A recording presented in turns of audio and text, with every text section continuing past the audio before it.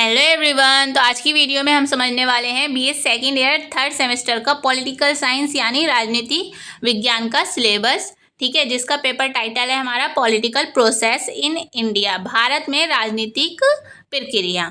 ठीक है, जो भी प्रोसेस होता है राजनीति का, पॉलिटिकल का, राजनीति का, उसके बारे में हम समझेंगे। ठीक है, और मेनली हम समझेंगे भारत में जो होता है, ठीक है, राजनीतिक प्रोसेस है उसके बारे में हम समझेंगे। और ये सिलेबस जो है हमारा ऑफिशियल वेबसाइट से डाउनलोड किया गया सिलेबस है और ये यूपी स्टेट की सभी यूनिवर्सिटी के लिए कॉमन सिलेबस है। ठीक है, यूपी स्टेट की सभी यूनिवर्सिटी के लिए सिलेबस है, 2024 का अपडेटेड सिलेबस है ये। ठीक है, जहां आप ये देख सकते हैं ये पेपर टाइटल दे रखे हैं। सेकंड सेमेस्टर में आपने पढ़ा होगा पॉलिटिकल थ्योरी एंड कॉन्सेप्ट, और थर्ड सेमेस्टर में आप पढ़ेंगे पॉलिटिकल प्रोसेस इन इंडिया। ठीक है, तो ये रहा आपका सिलेबस। ये ऑफिशियल वेबसाइट से डाउनलोड किया गया सिलेबस है। इसको हिंदी इंग्लिश हम दोनों ही लैंग्वेज में समझेंगे। ठीक है, और सिलेबस समझने से ये होता है कि जो हमें एक डायरेक्शन मिल जाती है और हम फालतू जो टॉपिक्स होते हैं उससे बच पाते हैं। जो हमारे मेन टॉपिक हैं बस उन पे ही हम ध्यान दे पाते हैं। ठीक है, तो इसमें अब हम, आपको पता ही होगा हर सब्जेक्ट में 8 यूनिट है, तो इसमें भी 8 यूनिट है। तो यूनिट फर्स्ट है हमारी process of democratisation in post colonial India.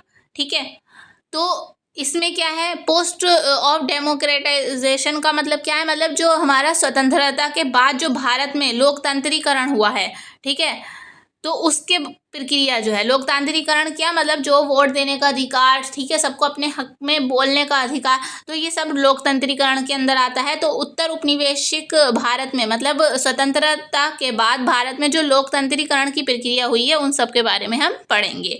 ठीक है, डायमेंशंस ऑफ डेमोक्रेसी, लोकतंत्र के आयाम जो हैं, ठीक है, कौन कौन से आयाम, सामाजिक आयाम यानी सोशल आयाम, economic political factors shaping the Indian political system since independence, यानी आयाम कौन कौन से, सामाजिक आयाम, आर्थिक आयाम, राजनीतिक आयाम। ठीक है, और स्वतंत्रता के बाद से भारतीय राजनीतिक प्रणाली को आकार देने वाले जो कारक हैं उन सब के बारे में हमें पढ़ना है।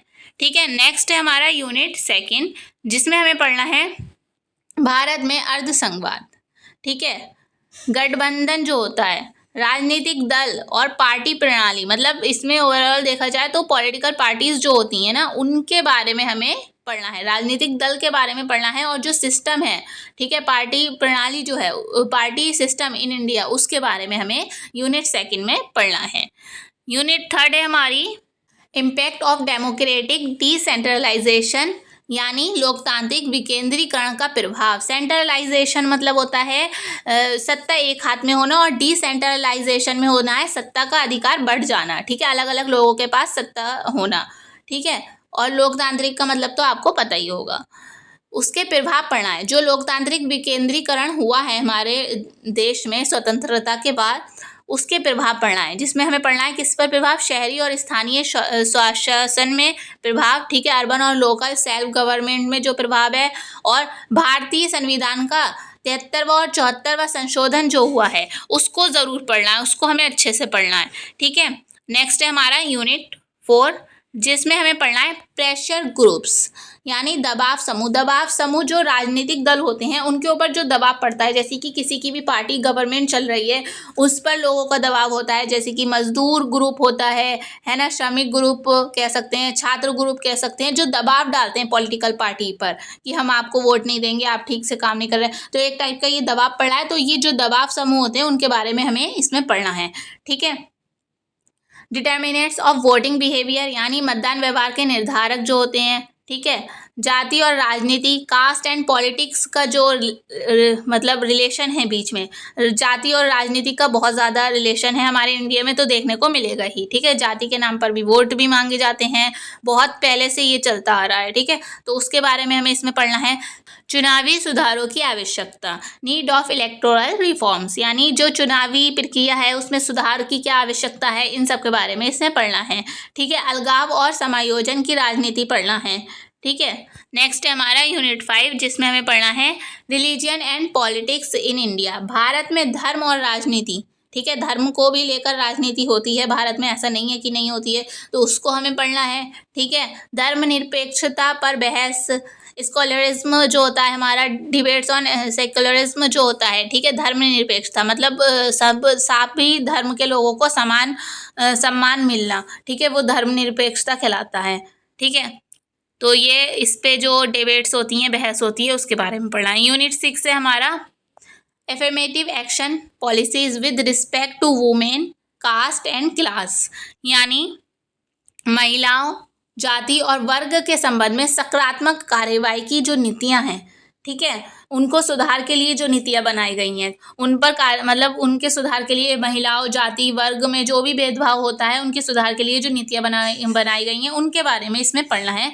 नेक्स्ट है हमारा यूनिट 7, जिसमें पढ़ना है चैलेंजेस ऑफ नेशन बिल्डिंग, यानी राष्ट्र निर्माण की चुनौतियाँ, मतलब जो भी चैलेंजेस आते हैं राष्ट्र निर्माण में, ठीक है, जैसे कि जातीयता चुनौती है एक, ठीक है, भाषा, लैंग्वेज, क्षेत्रवाद, सबका अलग अलग क्षेत्र में अलग अलग कल्चर आपको देखने को मिल जाएगा, जाति, बहुसंख्यक और अल्पसंख्यक, सांप्रदायिक, भ्रष्टाचार, ठीक है, जो भी हमारा करप्शंस होते हैं, भ्रष्टाचार जो होता है, वो सब हमें यूनिट 7 में पढ़ना है, चैलेंजेस पढ़ना है, ठीक है। नेक्स्ट है हमारा यूनिट 8, लास्ट यूनिट है हमारी, जिसमें हमें पढ़ना है पॉलिटिक्स ऑफ डिफेक्शन, यानी दल बदल की राजनीति जो होती है, ठीक है, किसी पार्टी से किसी पार्टी में चले जाना, दल बदल की जो राजनीति होती है, उसके बारे में हमें पढ़ना है।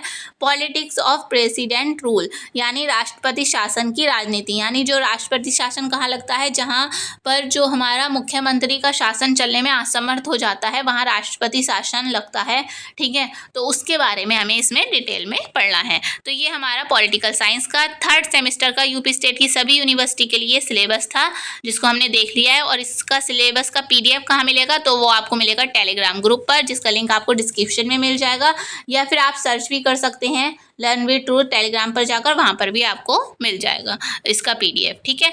और बाकी सिलेबस, जो बाकी सब्जेक्ट है, उनका सिलेबस भी हमने अपलोड कर दिया है हमारे चैनल पर, आपको डिस्क्रिप्शन में लिंक मिल जाएगा, पूरी प्लेलिस्ट बनाती है, वहाँ पर सारे सब्जेक्ट के सिलेबस आपको मिल जाएंगे।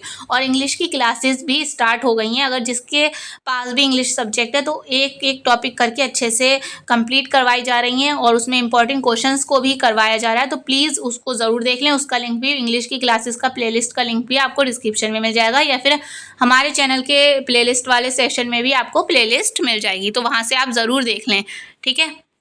और अगर वीडियो थोड़ी भी हेल्पफुल रही हो तो प्लीज़ वीडियो को शेयर ज़रूर कर दिएगा, और अब मिलते हैं नेक्स्ट वीडियो में। Thank you for watching.